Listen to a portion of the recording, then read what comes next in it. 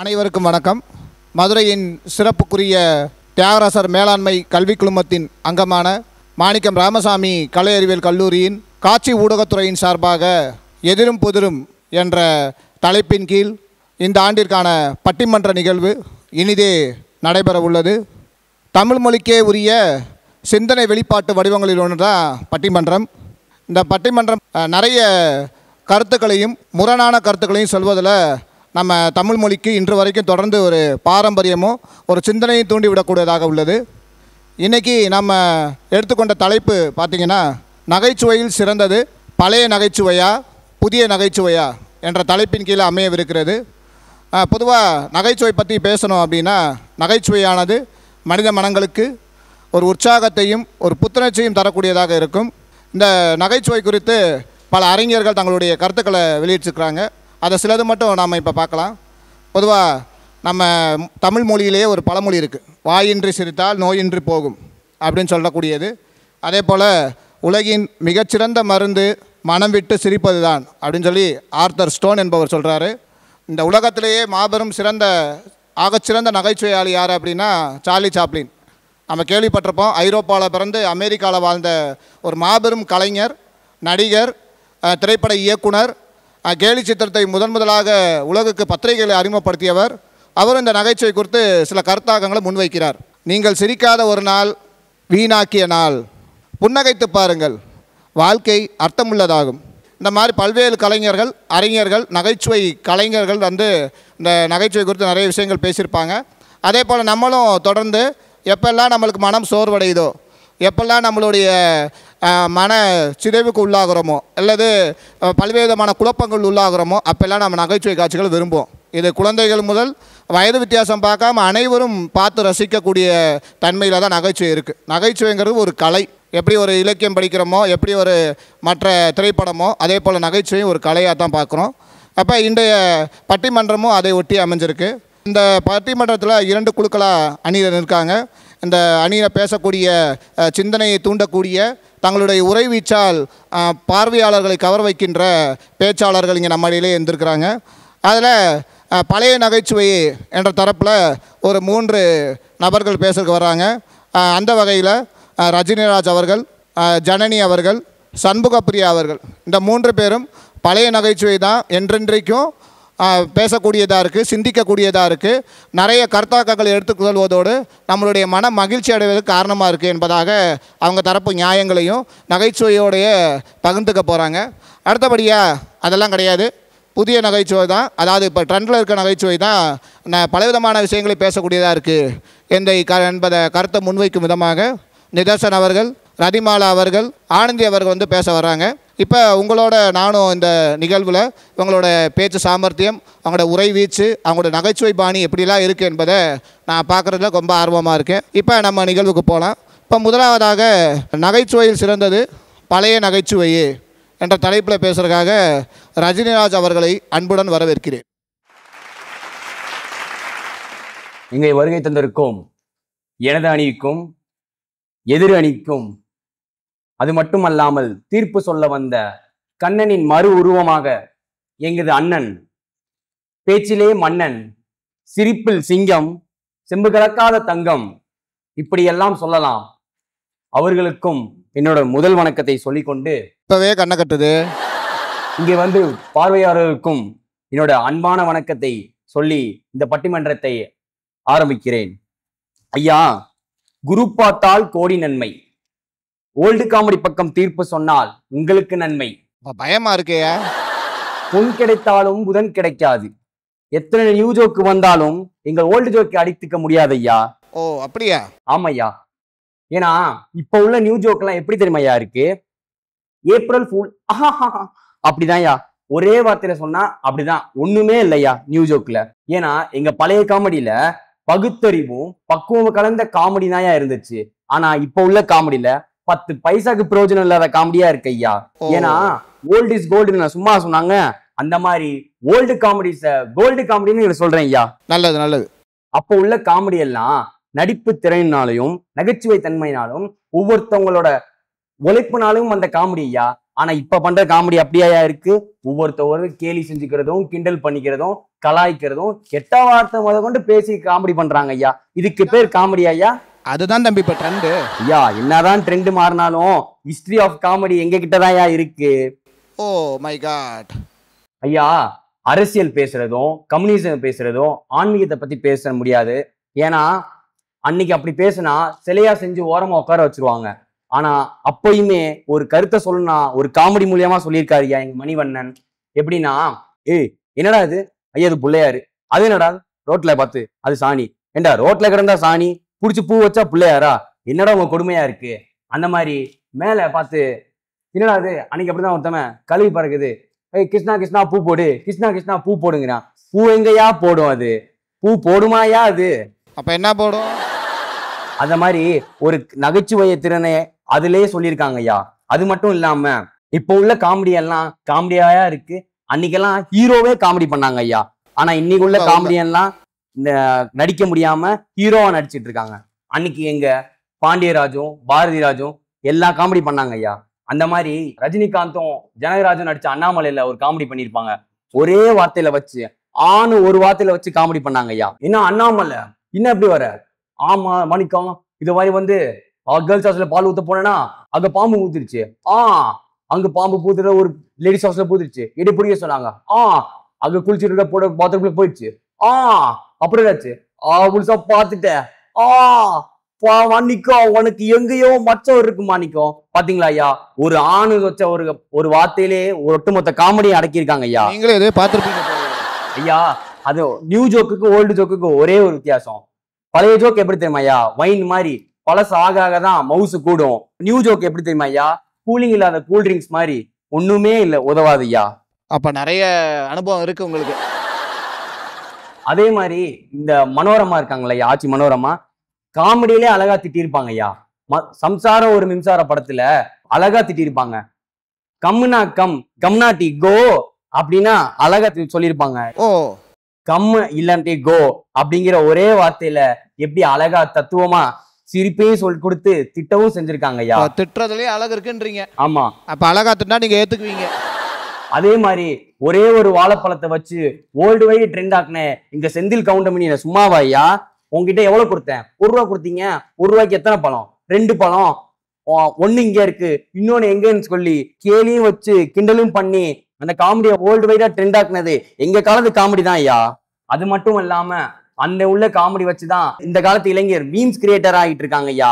அதுக்கு எங்க காமெடி தான் ஐயா ஒத்தளிக்குது. அங்க எங்களால மீம்ஸ் கிரியேட் பண்ண முடியாதோ? அது மட்டும் இல்லாம ஓல்டு ஜோக் தான் என்னைக்குமே போல்டு ஜோக் என்று சொல்லி விடை பெறுகிறேன். வாய்ப்புக்கு நன்றி அளித்த அனைவருக்கும் நன்றி, வணக்கம். ரஜினி அவர்கள் தங்களுடைய ஆணித்தனமான கருத்துக்களை எடுத்துரைத்தார். சில நகைச்சுவை துணுக்குகளையும் அவர் இங்கே டயலாகவே சொன்னார். அப்போ இல்லை அதெல்லாம் கிடையாது, இந்த ஓல்ட் இஸ் கோல்டு அதெல்லாம் சொல்கிறது பூராமே அது அந்த காலம். இப்போ இந்த காலத்தில் பூராமே நாம் 21ஆம் நூற்றாண்டில் இருக்கோம். அதெல்லாம் ஒன்றுமே இப்போ அது எடுபடாது. எங்களுக்கு எல்லாமே இருக்கக்கூடியது இது எல்லாமே புதிய நகைச்சுவை தான்.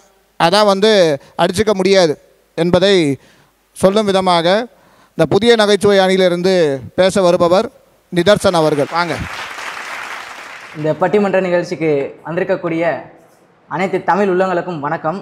அது மட்டும் இல்லாமல் லவ்வுக்கு எங்கள் காமெடி, லைஃபுக்கு எங்கள் காமெடி, கல்லூரிக்கு எங்கள் காமெடி, பல கனவுகளுக்கும் எங்கள் காமெடி, அதேமாதிரி கலைக்கும் எங்கள் காமெடி, ஒரு சிலரை கலாய்க்கவும் எங்கள் காமெடி அப்படின்னு நியூ காமெடி தான் பெஸ்ட்டுன்னு பேச வந்த எனது அணி நண்பர்களுக்கும், இல்லைப்பா ஓல்டு காமெடி தான் பெஸ்ட்டுன்னு பேச வந்த எதிரணி நண்பர்களுக்கும், அது மட்டும் இல்லை அழகிய நெத்தி, கூர்மையான புத்தி, பேச்சிலே பக்தி, தைரியத்தில் சக்தி, அருவாமான கத்தி, எங்கள் நடுவர் பேர் கார்த்தி. என்னை வச்சு காமெடி கிமெடி பண்ணலையே.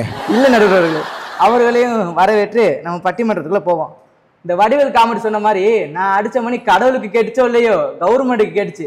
அந்த மாதிரி எங்களோட வாதம் உங்கள் செவிகளில் கேட்டு எங்களுக்கு நல்ல தீர்ப்பாக வழங்குங்கன்ட்டு நான் உரைக்குள்ளே போகிறேன். நடுவர் அவர்களே வணங்குறோம் தம்பி, பேசுங்க.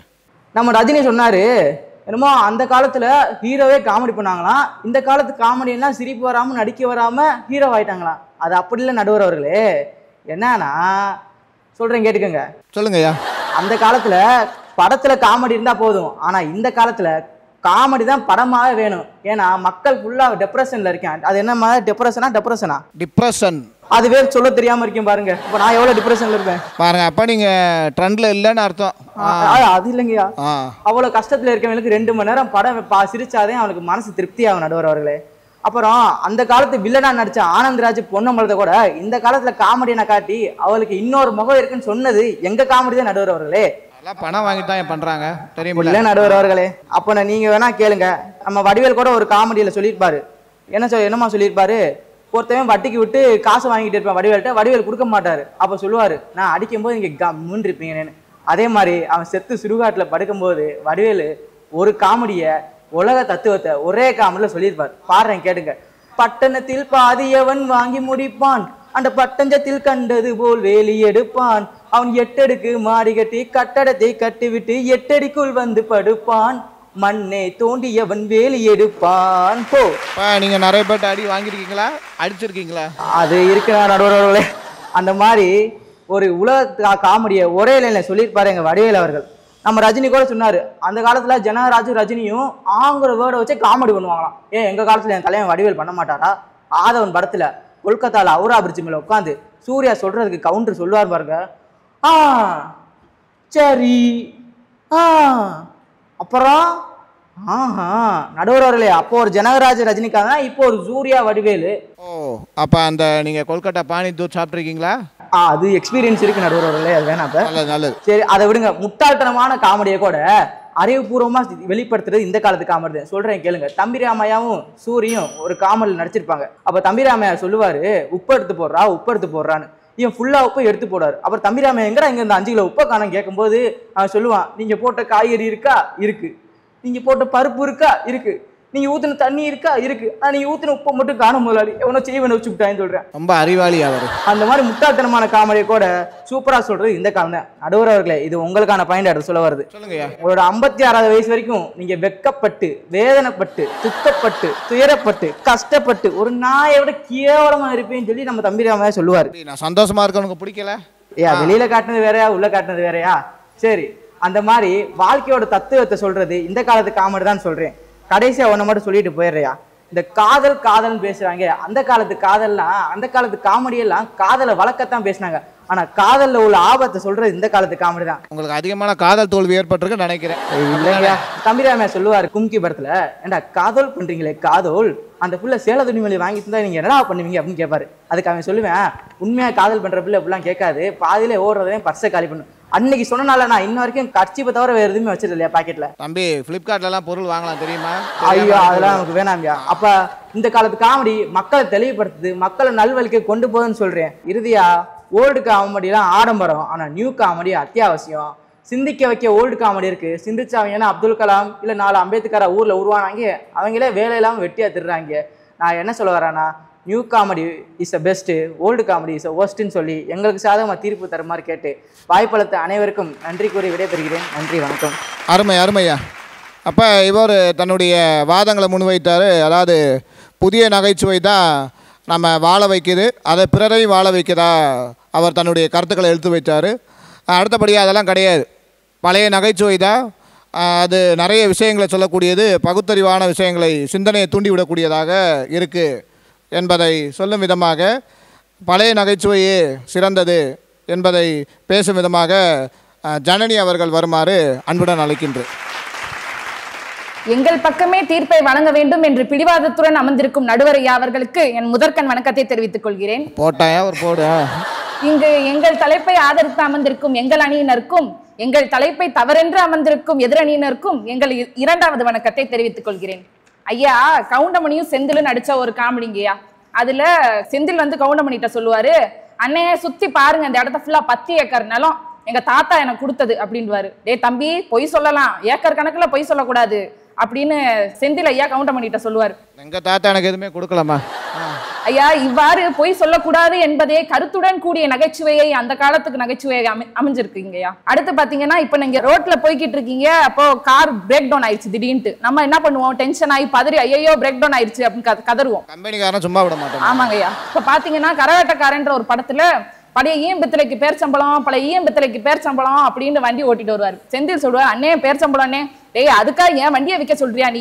பேச்சம்பளம் உடம்புக்கு இரும்பு சத்தை கொடுக்குதுமா. அதுக்காக வண்டியை விற்க முடியுங்க ஐயா? இவ்வாறு டென்ஷன் ஆகாம ஜாலியா ஓட்டிட்டு போன காலங்கய்யா அந்த காலம். ஆனா இந்த காலத்துல இப்படி ஒரு நகைச்சுவை சொல்லுங்க பாப்போம். அடுத்து காதலை பத்தி தம்பி ராமையா வந்து சொல்லியிருப்பாரு. காதல் கேக்குதோ காதல், அது டாக்ஸிக் காதல் ஐயா. ஆனா அந்த காலத்துல உள்ள காதல்லாம் கவுண்டமணி ஐயா எழுதியிருப்பாரு. என் அக்கா மகள் இந்துவிற்கு எழுதி கொள்கிறேன். வரும் தெரியுமாமா ஒரு பாடலு, அக்கா மகளே இந்து. அந்த மாதிரி நீங்க சொன்னா தானம்மா பார்வையாளர். நம்ம நடுவர் ஐயா எனக்கு பதிலா சொல்லிட்டாரு, எங்க பக்கமே தீர்ப்பு வழங்க வேண்டும் என்ற விதமாக அவரே பாடிட்டாரு. அவர் ரொம்ப அதட்டல் மாதிரி பேசுறாங்க. எனக்கு என்னமோ ஏதாச்சும் பாதுகாப்புக்கு ஏற்பாடு செய்யும்படி கேட்டுக்கணும் போல. சொல்லுங்க, பேசுங்க. அப்ப பெருந்தன்மையோட கூடிய காதல் தான் அந்த காலத்துல இருந்திருக்கு. ஆனால் அழகை மட்டுமே ஒப்பிட்டு கூறக்கூடிய காதல் நகைச்சுவை இந்த காலத்து நகைச்சுவையாக அமைந்திருக்கு என்று கூறிக்கொள்கிறேன் ஐயா. இல்லம்மா, இப்போ February 14 லவ்வர்ஸ் டேன்னு கொண்டாடுறாங்க. அந்த காலகட்டத்தில் அந்த மாதிரி வாய்ப்புகள் இல்லையேம்மா. அப்போ எப்படி நீங்கள் வந்து அந்த காதலை வந்து இந்த காலத்தில் ஒன்றுமே இல்லை அப்படின்னு எப்படி சொல்ல முடியும்னு நினைக்கிறேன். இன்னசென்ஸோட கூடிய காதல் இந்த காலத்துல தான் அமைஞ்சிருக்கு. ஆனா அந்த காலத்து காதல் டாக்ஸிக் காதலாவே அமைஞ்சிருக்குன்னு நம்ம நிதர்சன் அவர்கள் சொல்றாரு. நம்ப முடியுங்க ஐயா? சரிதான். ஐயா கடைசியா ஒண்ணு சொல்லி முடிச்சுக்கிறேன் ஐயா. ரஜினி அவர்கள் சொன்னாரு கவுண்டமணி செந்தில் அவர்கள் காமெடியில, ஒண்ணு இந்தா இருக்கு இன்னொன்னு எங்க அப்படின்வாரு. ஒண்ணு இந்தா இருக்கு, அதுதான் எங்க வாழைப்பழம், எங்க டீம், எங்களுக்கே நீங்க தீர்ப்பை வழங்க வேண்டும் என்று கூறி விடைபெறுகிறேன். நன்றி, வணக்கம். தெரியாத வாழைப்பழத்துக்கு எப்படிமா தீர்ப்பு கொடுக்க முடியும்? பேசுவோம், பார்ப்போம். ஏதாவது கண்டுபிடிச்சோன்னா நான் கண்டிப்பாக தீர்ப்புகளை பார்ப்போம். அப்போ இவங்க தங்களுடைய நகைச்சுவை திறனோட இந்த அக்கா மகளே இந்து என்ற பாடலை கொஞ்ச நேரம் அவங்க பாடி காமிக்காட்டும். ஆனால் அது வசனங்களை பேசுகிறாங்க, பரவாயில்ல. அப்போ ஜனனி அவர்கள் பழைய நகைச்சுவை தான் எப்போவுமே சிறந்தது, அதில் பலவிதமான உள்ளடக்க கருத்தாக்கங்கள் இருக்குது என்பதாக சொல்லி தன்னுடைய அணிக்கு வலு சேர்த்துருக்குவதாக நினச்சிருக்கேன். இல்லை, அதெல்லாம் கிடையாது, புதிய நகைச்சுவை என்றைக்குமே அடிக்கவே முடியாது. ஏன்னா அதான் சமகாலத்தில் நிறைய துணுக்குகளை, நிறைய யதார்த்தமான விஷயங்களை, அரசியல் சார்ந்த விஷயங்களை பேசுது, துல்லியமாக அந்த கருத்துக்களை கடத்துது மக்கள்கிட்ட அப்படின்னு சொல்லி பேசுறதுக்காக வர்றாங்க ரதிமாலா அவர்கள். முக்கணிகளிலும் சிறந்தது மா, ஆங்கில மாதங்களில் சிறந்தது மே, தமிழ் மாதங்களில் சிறந்தது தை. இம்மூன்றெழுத்தையும் சேர்த்து மாமேதையாக அமர்ந்திருக்கும் நம் நடுவர் கார்த்திக் ஐயாவுக்கு என் முதல் வணக்கம். ரொம்ப பெரிய ஐஸ் கட்டியாக தூக்கி வைக்கிறாங்க, என்ன போது தெரியல. பேசுங்கம்மா, பார்ப்போம். என்னோடு பேச வந்திருக்கும் என் அணியினருக்கு என் இரண்டாவது வணக்கம்.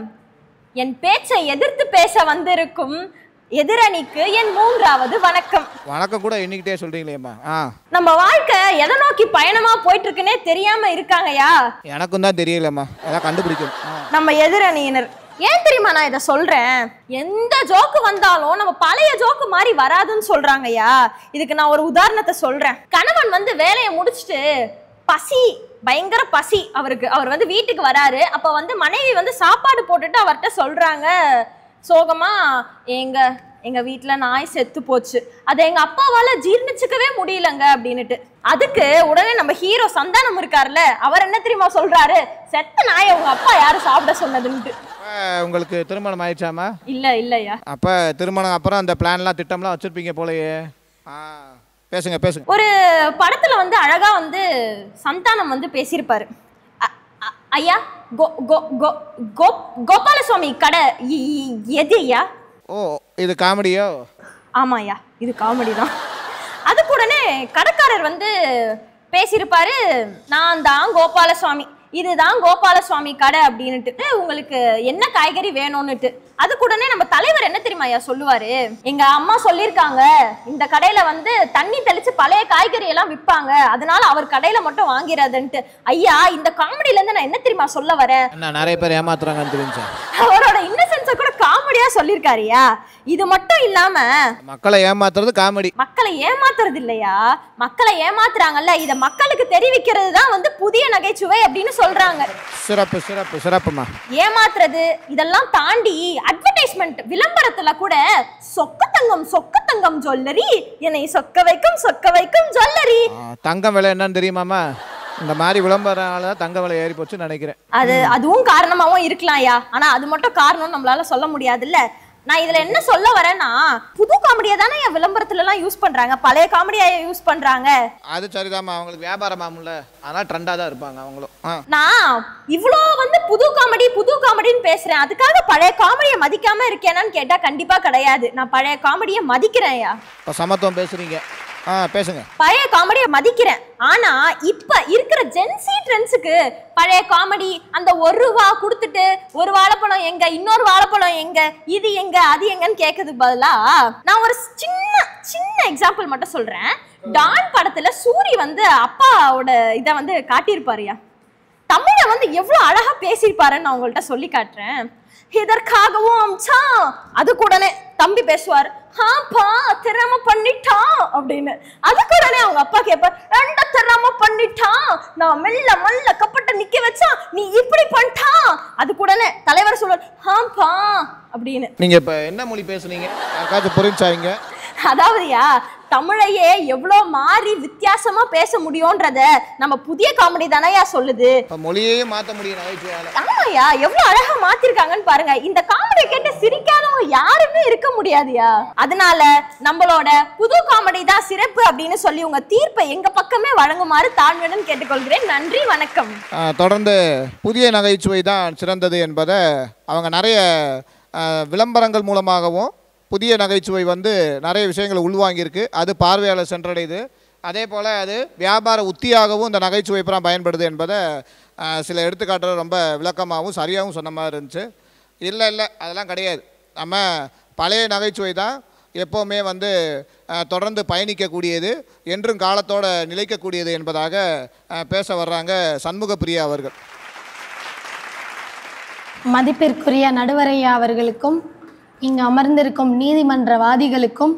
அப்போ நான் இங்கே நடுவில் உட்காந்துருக்க நீதி தேவதை போல. ஆமாங்கய்யா, தீர்ப்பு சொல்ற நீதிபதியே நீங்க தாங்கய்யா. ஆமா, நான் கண்ணை மட்டும் தான் கட்டாம இருக்காங்க, பரவாயில்ல. ஆமாங்கய்யா. பார்வையாளர் அனைவருக்கும் என் அன்பார்ந்த வணக்கங்கள். காஃபி சாப்பிட்டீங்களாயா? சாப்பிட்டேம்மா. டிஃபன் சாப்பிட்டீங்களாயா? நல்லா கொடுத்தாங்க, கவனிச்சாங்க. இதுதாங்க பழைய காமெடியோட ஒரு மரபு. வந்தவங்களை வாங்க சாப்பிட்டீங்களான்னு சொல்றத இதை விட காமெடியால சொல்ல தெரியுமாங்க யாருக்காவது? இது எந்த இடத்துல சொல்றது இருக்குல்ல, அந்த படங்கள்ல வரும். அந்த அப்பதான் அவங்க அந்த கழிவறைக்கு போயிட்டு வருவாங்க, அப்ப பேசுவாங்க, அண்ணா காஃபி சாப்பிட்டீங்களாண்ணா, அண்ணா டிஃபன் சாப்பிட்டீங்களாண்ணா அப்படின்னு பேசுவாங்க. அப்ப அந்த சூழல் பொறுத்து நகைச்சுவை எங்க கேக்குறோன்றத மறந்துருங்க. கேக்குறோம் இல்லைங்கய்யா நாங்க. ஆமா சரி, அதுதானங்க முக்கியம். ஆமா, விருந்தோம்பல் தானங்கய்யா நம்ம பண்பே. அதான் தமிழோட பண்பாடு அதானே. ஆமாங்கய்யா. இவங்க சொன்னாங்களே தமிழ்ல எப்படி வேணாலும் மாத்தி பேசலாம், அது புது காமெடின்னு. ஐயா, தமிழாவே பேசி காமெடி பண்ணதானங்கய்யா அந்த காலத்து காமெடி. உண்மைதான். அதிகமா சிரிக்கிற மாதிரி இருக்குங்கய்யா இன்னைக்கு காமெடி. ஆனா அதெல்லாம் உண்மையான சிரிப்பு இல்லைங்கய்யா. இவங்க ட்ரெண்டுன்னு சொல்றாங்களே, இவங்க ட்ரெண்ட்ல என்னங்கய்யா பண்றாங்க? யாரோ பேசின டயலாக பாட்டை எடுத்து ரீல்ஸ் போடுறேன்னு போட்டு அதுதான் காமெடின்னு பண்ணிக்கிட்டு இருக்காங்க. அதுலயே வருமானம் வருது இல்லம்மா. அத வருமானம் வருதுன்றது இன்னைக்கு இவங்க கண்டுபிடிச்சிருக்காங்கய்யா. ஆனா இத பண்ணவர் யார் தெரியுமாங்கய்யா? நம்ம செந்தில் அன்னைக்கே வந்து இத ஒரு ரீல்ஸா பண்ணிருப்பாருங்கய்யா கவுண்டமணிக்காக. சோதனை மேல் சோதனை போதுமடா சாமி அந்த பாட்டை போட்டு நம்ம செந்தில் அதுக்கு அப்படியே லிரிக்ஸை கரெக்டாக மேட்ச் பண்ணி விட்டு, எல்லாரும் சோதனை வந்தா தெய்வத்துக்கு பேசுவோம், அந்த தெய்வத்துக்கே சோதனை வந்தா யாருக்கிட்ட போறதுன்னு கவுண்டமணிய வச்சு கலாய்ச்சிருப்பாருங்கய்யா. போய் எடுத்து பாக்கட்டையா அதை ட்ரெண்ட. கண்டிப்பா நீங்க பேசுற பார்த்தா இப்ப எனக்கு தீர்ப்பு வழங்கதான் எனக்கு சோதனையா இருக்கும் போலயே. கண்டிப்பாங்கய்யா. இவங்க புதுசுன்னு சொன்ன எல்லா காமெடியும் பழசுல நம்ம காமெடியர்கள் நம்ம நகைச்சுவை நடிகர்கள் பண்ணதாங்க அவங்க பண்றாங்க. நம்ம நிதர்சன் சொன்னாருங்களையா, உங்களுக்காக ஒரு காமெடி ஸ்பெஷலா. என்ன காமெடி சொன்னாரு? 50 வயசு வரைக்கும் நாய் மாதிரி பாடுபடுவீங்கன்னு சொன்னாருங்க இல்லையா, அந்த காமெடியா இன்னைக்கு கௌரவம் படத்துல நம்ம நாயகர் சொன்னதுங்கய்யா. அத மறந்துட்டாங்களையா அவங்க. பாருங்க புடிச்சிட்டாங்க, பாருங்க எங்க இருக்குன்னு சொல்லி புடிச்சாங்க பாருங்க காய்ச்சுவே. ஐயா, நமக்கு பழைய காமெடி எல்லாம் பாத்தீங்கன்னா சுச்சுவேஷனே வேணாங்கய்யா. நான் ஒரே டயலாக் சொல்றேன், நீங்க அதுலயே காமெடியை பிடிச்சுக்கலாங்கய்யா. என் கேரக்டரையே புரிஞ்சுக்க மாட்டேங்கிறியே கண்ணு. கண்டிப்பா ஒரு வசனம் தாங்கய்யா இன்னைக்கு காமெடிய கமர்ஷியல் ஆக்கி முழுசா 2.5 மணி நேரம் படமாக்கி அதுல காசு சம்பாதிக்கிறாங்கய்யா. ஆனா அன்னைக்கு படம் வாழ்க்கையா இருந்தது. வாழ்க்கையில நீங்க பேசுற நடவடிக்கைகளை நம்ம அப்படியே நகைச்சுவையா கொண்டு வந்து கொடுத்த படத்தங்கள லிஸ்ட சொல்லிக்கிட்டே போலாங்கய்யா. சம்சாரம் அது மின்சாரம், மைக்கேல் மதன காமராசன் கமலோட படம், சதிலீலாவதி, நம்ம ரஜினியோட தில்லு முள்ளு. நீங்க யோசிச்சு பாருங்க, அதுல இல்லாத தில்லுமுள்ள நகைச்சுவே கிடையாதுங்கய்யா. ஒரு மனுஷன் எப்படி ஏமாத்தலான்றதையும் சொல்லியிருப்பாங்க, எப்படி வாழணுங்கிறதையும் அந்த படத்துல சொல்லியிருப்பாங்க. அது மாதிரி காமெடி இன்னைக்கு யாருங்கய்யா சொல்லுவாங்க? அதே மாதிரி பகுத்தறிவு, தத்துவம் இது மட்டும் இல்லைங்கய்யா நம்மளோட காமெடி. பழைய காமெடியில நீங்க என்ன கேட்டாலும் இருக்குங்கய்யா. அறியாமைக்கு சொன்னாங்க, என்ன சொன்னாங்க? அவர் உப்பு போட்டதே தெரியாததெல்லாம் அறியாம, அதான் நாங்க புது காமெடி. அதையும் நம்ம செந்தில் கவுண்டமணி பண்ணிருப்பாங்கய்யா. என்ன பண்ணிருப்பாரு தெரியுமா செந்தில்? சொல்லுங்க. ஏன்னே தலையில முடிச்சா தலை முடின்றீங்க, கையில முடிச்சா கை முடின்றீங்க, கால்ல முளைச்சா கால் முடின்றீங்க, அத நெஞ்சில முளைச்சா. அம்மா அடுத்து நீங்க என்ன சொல்ல வர்றீங்க? அதே தாங்கய்யா, நீங்க காமெடியை பிடிச்சிட்டீங்க. கவுண்டமணி அதே தாங்க சொல்லுவாரு. சொல்லுங்க. அப்படி கேட்டுட்டு முகத்துல முடிச்ச முடியும், முகமூடி இன்னைக்கு மட்டும் இல்லைங்கய்யா, அடுத்தடுத்து வந்ததெல்லாம் தேவைப்பட்டதுக்காக சொன்ன காமெடிங்கய்யா. பழைய காமெடின்றதெல்லாம் வாழ்க்கையில நம்மளுடைய பழக்க வழக்கங்களோட சேர்ந்து வந்ததுங்கய்யா. அப்பா மகனுக்கு, மாமனார் மாமியாருக்கு, எல்லாருக்கும் நம்ம கிட்ட பழைய காமெடி இருக்குங்கய்யா. போய் அவங்களுக்கு ரீல்ஸ் எடுத்து பார்க்க சொல்லுங்கய்யா. அதை இவங்களே இன்னைக்கு ட்ரெண்ட் பண்ணி வச்சிருக்காங்கய்யா. இது மாதிரி புதுசா எதுவும் யோசிக்க முடியாம பழச வச்சு ட்ரெண்ட் பண்ணி பேசுற இவங்களுக்கு தீர்ப்பு கொடுக்காம பழச என்னங்கிறத எடுத்து பேசி கரெக்டா எல்லாத்தையும் வழி நடத்துற எங்க பழைய காமெடி சிறப்புன்னு உண்மையான தீர்ப்பை கொடுக்குமாறு உங்களை வணங்கி வேண்டி விரைபடுகிறேன். நன்றி ஐயா. அருமை அருமை. இப்போ பழைய நகைச்சுவை பூராமே உறவுகளையும் வாழ்க்கைக்கான சிக்கல்களையும் தீர்த்து வைக்கக்கூடிய தன்மையில் அமையுது அப்படின்னு சொல்லி ரொம்ப அருமையாக வாதங்களை முன் வச்சாங்க. அதெல்லாம் இல்லை, இந்த புதிய நகைச்சுவை தான் நம்மளுக்கு என்றைக்குமே கேட்குற அளவுக்கு அதனுடைய கருத்துக்களும் ரொம்ப செறிவாக இருக்கும். அது தொடர்ந்து எல்லா பார்வையாளர்களுக்கும் சின்ன குழந்தை வயது வித்தியாசம் இல்லாமல் எல்லாரையும் கவரக்கூடிய தன்மையில் இருக்குது என்பதற்காக புதிய நகைச்சுவை தான் சிறந்தது என்ற தலைப்பில் ஆனந்தி அவர்கள் பேச வருவாங்க. அனைவருக்கும் வணக்கம். எனக்கு தோள் கொடுக்க வந்திருக்கும் என் அணியினருக்கும் என்னோடு வாய் கொடுக்க வந்திருக்கும் எதிரணியினருக்கும் வணக்கத்தை தெரிவித்துக் கொள்கிறேன். அம்மா நீங்கள் எந்த சைடு ரெண்டு சைடு பேசுறீங்களே, இல்லை எந்த பக்கம் தெரியல. அதான் சார், வணக்கம் பொதுவானது தானே ஐயா, எல்லாருக்கும் சொல்லலாம்ல. சரி. கருப்பு வெள்ளை சிகப்பு எங்க நடுவரோட பேரை சொன்னாலே தனி மதிப்பு. ஐயா நடுவர் அவர்களுக்கும் சிறப்பு வணக்கம். வணக்கம். கஞ்சி போட்ட சட்டை மாதிரி வெறப்பா இருக்கவங்கள கூட கலகலன்னு சிரிக்க வைக்கிறதுக்கு பேர் தாங்கய்யா நகைச்சுவை. நகைச்சுவை இல்லாம ஏதாவது இருக்க முடியுமா ஐயா? அவங்க பேசுறாங்க பழைய நகைச்சுவை மட்டும்தான் சிறப்பு, பழைய நகைச்சுவையில மட்டும்தான் தத்துவம் இருக்கு, எல்லாம் இருக்குன்னு. யாருங்கய்யா சொன்னா புது நகைச்சுவையில எதுவுமே இல்லை, புது நகைச்சுவையே வேஸ்ட் அப்படின்னு? அப்படியெல்லாம் கிடையாதுங்கய்யா. சொல்லணும்னா நிறைய சொல்லிக்கிட்டே போகலாம். விவேக் சாமின்ற ஒரு படத்துல ஒரு தீண்டத்தகாத குழந்தைகளை கோயிலுக்குள்ள கூட்டிட்டு வந்துருவாங்க.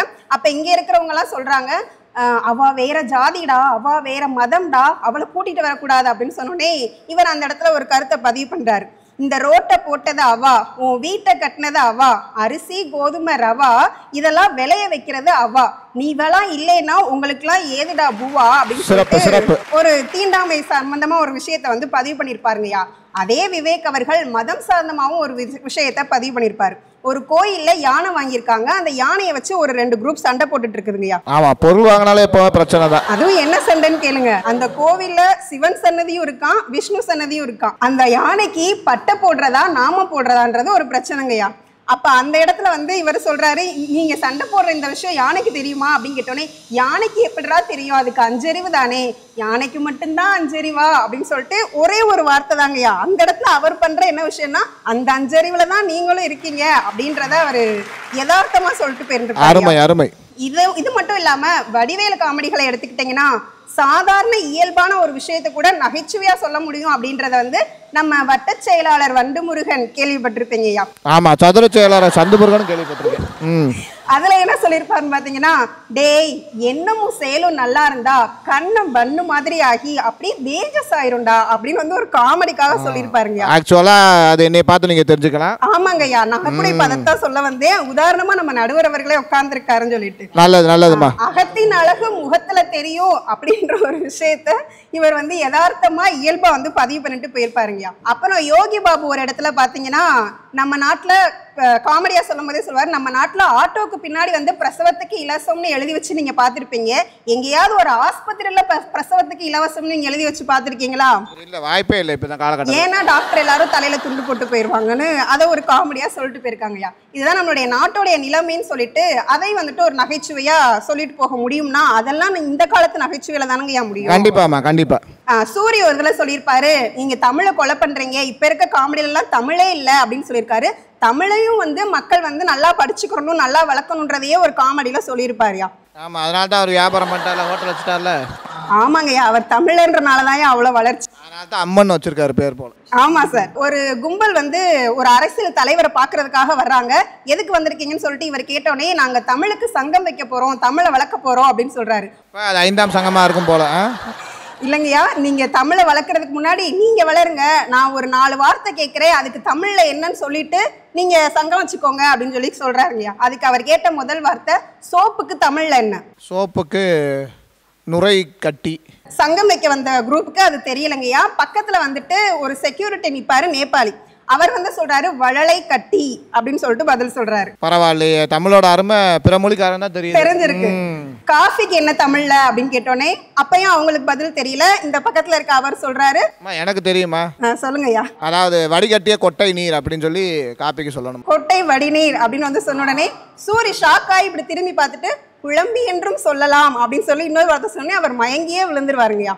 அப்ப ஆமா, தமிழர்களை பார்த்து அவர் சொல்லுவாரு, நீங்க தமிழை கத்துக்கங்க, உங்க பிள்ளைகளுக்கு தமிழை கத்து கொடுங்க, அதுக்கப்புறம் நீங்க சங்கம் வைங்க, முதல்ல நீங்க வளருங்க அப்படின்னு வந்து சொல்லியிருப்பாருங்க. அப்ப தமிழ் மொழியினுடைய முக்கியத்துவத்தையும் அவர் வந்து இந்த இடத்துல பதிவு பண்ணிட்டு போயிருக்காருங்க. கண்டிப்பா. இது மட்டும் அவங்களுக்கு மட்டும் சொல்ல மாதிரி இல்ல, இது பெரும் புள்ளிகளுக்கும் இந்த விஷயத்தை கடத்துற மாதிரி தான் இருக்கு. நல்லது, சூப்பர், அருமை. நடுவர் அவர்களே, காதல் தோல்வி அப்படின்ற ஒரு விஷயத்த கூட நகைச்சுவையால வந்துட்டு சரி பண்ண முடியும் அப்படின்றத இப்ப உள்ள சந்தான காமெடி மூலமா தெரிஞ்சுக்க முடியும். ஒரு நாகூர்ல வந்துட்டு பிரியாணி வாங்கிட்டு போற சந்தானம் வந்து உளுந்தூர்பேட்டையில போய் அந்த நாய்க்கு வந்து அந்த பிரியாணியை வந்துட்டு போடுவாருங்கய்யா. ஹைதராபாத்ல வாங்கின பிரியாணி உளுந்தூர்பேட்டை நாய்க்கு தான் போகணும்னு இருக்கா, அது மாற்றவே முடியாது. அது போலதான் நம்மளோட வாழ்க்கை. ஆமாங்கய்யா, அதையே ஒரு தத்துவத்தையே ஈஸியா சொல்லிட்டு போயிருந்திருப்பாருங்கய்யா. ஐயா, மொத்தத்துல ருசிச்சு சாப்பிட்டா அறுசுவை, ரசிச்சு சிரிச்சா நகைச்சுவை என்று கூறி எங்களுடைய அணிக்கு சாதகமாக தீர்ப்பு வழங்குமாறு பேசி வாய்ப்பளித்தமைக்கு நன்றி கூறி விடைபெறுகிறேன். நன்றி. சிறப்பு, சிறப்பு. நிறைய புதிய நகைச்சுவை பேசினாலும் அவங்க ஆட்டோமேட்டிக்காக அவங்களே அப்படியே கவுண்டர் வருது பாருங்கள். அப்போ அதான் அந்த புதிய நகைச்சுவைக்குள்ள சிறப்பு. அப்படியே அந்த கவுண்டரோட பேசுகிறது, அதே போல் பல மொழி கலப்புகளோடு சொல்கிறது, அதே போல் பிற மொழி பேசுவார் கூட அந்த தமிழ் மொழி மீது கொண்ட அக்கறைகளை இந்த காலகட்டத்தில் இருக்கக்கூடிய நகைச்சுவை புறம் எடுத்துரைக்குது அப்படின்னு சொன்னாங்க. அதே போல் அந்த சமயம் சார்ந்த விஷயங்களை உடைக்கக்கூடிய செயல்களை அந்த சாமி திரைப்படத்தில் நாம் முழுவதுமாகவே அந்த விவேக்குடைய காமெடிகளில் நாம் பார்க்க முடியும். அப்போ அந்த வகையில் இப்போ 2 தரப்பிலும் பேசிட்டாங்க. அதாவது பழைய நகைச்சுவை சிறந்தது என்று சொல்லி தங்களுடைய அணிக்கு வழி சேர்க்கும் வகையில் 3 நபர்களும், புதிய நகைச்சுவை சிறந்தது என்று சொல்லி தரப்பில் வந்து 3 நபர்களும் பேசியிருக்கிறாங்க. இப்போ நாம் தீர்ப்பு வரங்களின் நேரம். அதுக்கு முன்னாடி நாம் சில நகைச்சுவைகளை பேசிட்டு எது ரொம்ப சிறந்ததாக இருக்குது அப்படின்னு சொல்லி நாம் ஆராய்வோம். இப்போ பொதுவாக இந்த பழைய நகைச்சுவைக்கு ஒரு மாஸ்டர் பீஸ் இருக்குது. இப்போ ஒவ்வொரு நகைச்சுவை கலைஞர்கள் எடுத்துக்கிட்டிங்கன்னா அவங்க மாஸ்டர் பீஸாக இருக்கும். இப்போ பழைய நகைச்சுவையில் அந்த கவுண்டமணி காமெடி எல்லோரும் கேள்விப்பட்டிருப்பீங்க. வைதேகி காத்திருந்தால வரக்கூடிய ஒரு காமெடி, அதில் அந்த பெட்ராமாஸ் லைட் காமெடி. அந்த கவுண்டமணி பேசுவார், தம்பி இந்த பெட்ராமாஸ் லைட்டு ரொம்ப நாள் கழிச்சு வாடகைக்கு போகுது, இது வாடகைக்கு போனால் 10 ரூபா கிடைக்கும், புரியுதா, இது எப்படின்னு எரியுது அப்படின்னு கேட்பார். அப்போ சொல்லுவார் கவுண்டமணி, இதெல்லாம் கீழே இருக்கல இதுதான் மெண்டில், அதுக்கு மேலே இருக்கல ஒரு கோழி முட்டை மாதிரி, இதில் தான் லைட் எரியும், இதில் எப்படின்னு எரியும் அப்படின்னு சொல்லி அவர் அந்த கோழி முட்டமாக இருக்கிறத உடச்சிடுவார். இது பார்த்தோன்னே அவருக்கு கவுண்டமணிக்கு ஒரு உடல் ரியாக்ஷன் கொடுப்பார், அந்த கண் பார்வையிலே நகைச்சுவை ஏற்படுத்துவார். அப்போ அந்த சமயத்தில் தான் ஒரு அம்மா வருவாங்க, எங்களுக்கு பெட்ராமாஸ் லைட் வேணும், பொண்ணுக்கு சீர் செய்யணும், உங்களுக்கு பெட்ராமாஸ் லைட்டே தான் வேணுமா, ஆமாம் இந்த பந்தங்கிட்ட கொளுத்திக்க கூடாதா, இல்லை இல்லை அதெல்லாம் பூரா வேண்டாம், இல்லை பெட்ராமாஸ் லைட் கிடையாது, ஏன் கிடையாதுன்னு சொல்கிறீங்க, இல்லை கூட வச்சுருக்கீங்களா பெட்ராமாஸ் லைட்டே கிடையாது அப்படின்னு சொல்லி அவர் அனுப்பிச்சி விடுவார். அப்போ இந்த மாதிரி பழைய நகைச்சுவைகள் பூராமே நிறைய உடல் மொழி சார்ந்தும் உள்ளங்களை கவர்கின்ற தன்மையிலையும் மக்களோட சிந்தனையை சொல்லக்கூடிய அளவுக்கும் இருக்கிறத நம்ம பார்க்குறோம். அதே போல் புதிய நகைச்சுவையும் இதுக்கு ஈடாக வந்து விஷயங்களை பேசியிருக்கு. குறிப்பாக எடுத்துக்கிட்டோம் அப்படின்னா வடிவேலு, நீங்கள் வடிவேலு பார்க்காத குழந்தைகளோ பெரியவங்களோ வயதானவங்களோ இருக்கவே மாட்டாங்க. அந்தளவுக்கு வடிவேலோட காமெடி வந்து ரொம்ப ட்ரெண்டாகவும் அதே போல் நிறைய விஷயங்களை சொல்லக்கூடியதாக இருக்குது. அதில் ஒரு சிறப்பான காமெடியாக நான் நினைக்கிறது என்ன அப்படின்னா, அந்த ஆணை திரைப்படத்தில் வரக்கூடிய காமெடி தான். ஒரு எண்ணெய் கடையில் போயிருப்பார், ஒரு கடைக்கு போயிருப்பார்.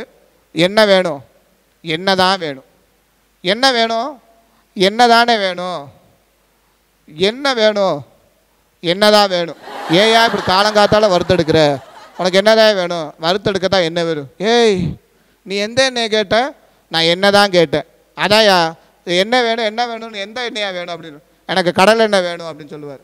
உடனே அந்த கடல் எண்ணெய் வந்து இருப்பார், இது நல்லெண்ணெய் தானே, ஏயா நீ இப்போ கடல் எண்ணெய் தானே கேட்டேன், இல்லை இது நல்ல எண்ணெயான்னு கேட்டேன். அதுக்கப்புறம் அவர் ஊற்ற போவார், நல்ல எண்ணெய் தானே அப்படி திரும்ப அதை டப்பாய்ப்பார். அப்போ இங்கே பார்க்கும்போது இல்லை இது நல்ல கடல் எண்ணெயா அப்படின்னு கேட்டேன் அப்படின்னு சொல்லுவார். இல்லை நான் இனிமேல் இந்த கடைகளை வேலை பார்க்க மாட்டேன், நான் போயிடுறேன் அப்படின்னு சொல்லி அவர் வெறுத்துட்டு போவார். அப்போ இது வடிவேலுடைய காமெடியை ரொம்ப அந்த மொழி விளையாட்டின் மூலமாக வெளிப்படுத்தியிருப்பார். ஆக நாம் பழைய நகைச்சுவையானது பல்வேறுபட்ட விஷயங்களையும் மனித உறவுகளையும் சிந்திக்கும் ஆற்றலையும் பகுத்தறிவு சிந்தனையும் கொடுத்திருந்தாலும் அதுக்கு ஈடாக புதிய நகைச்சுவையும் பல்வேறு விதமான தொழில்நுட்ப வசதிகளையும் அதே போல் அரசியல் மற்றும் சமகால பிரச்சனைகளையும் எடுத்து கூறும் விதமாகவும் அந்த துணுக்குகள் வாயிலாக பல மக்களை சென்றடைகின்ற தன்மையிலையும் சொல்லியிருக்கிறதுனால இரண்டு நகைச்சுவைகளும் சிறந்ததாகவே நாம் கருதலாம். பொதுவாக பழைய நகைச்சுவை ஓல்ட் இஸ் கோல்டு அப்படின்னு சொல்லுவாங்க. அந்த வகையில் புதிய நகைச்சுவை வந்து ஒரு சில்வராக கூட சொல்லலாம். ஏன்னா ஒரு காயினுக்கு எப்படி இரண்டு பக்கம் இருக்கோ தலைப்பு, அதே மாதிரி தான் பழைய நகைச்சுவையும் புதிய நகைச்சுவையும். ஒரு நாணயத்துக்கு இரண்டு பக்கம் போல தான் இந்த பழைய நகைச்சுவையும் புதிய நகைச்சுவை என்பதை சொல்லி என்னை இந்த வாய்ப்புக்கு நடுவராக அமைந்த வாய்ப்புக்கு நன்றி கூறி விடைபெறுகிறேன். அதே போல் இன்ற இரண்டு தரப்பினருக்கும் பழைய நகைச்சுவையே சிறந்தது என்று பேசிய அன்பர்களுக்கும் புதிய நகைச்சுவையே சிறப்பானது என்று பேசிய பங்கேற்பாளர்களுக்கும் எனது மனமார்ந்த நன்றி வாழ்த்துக்களை தெரிவித்துக் கொள்கிறேன். நன்றி, வணக்கம்.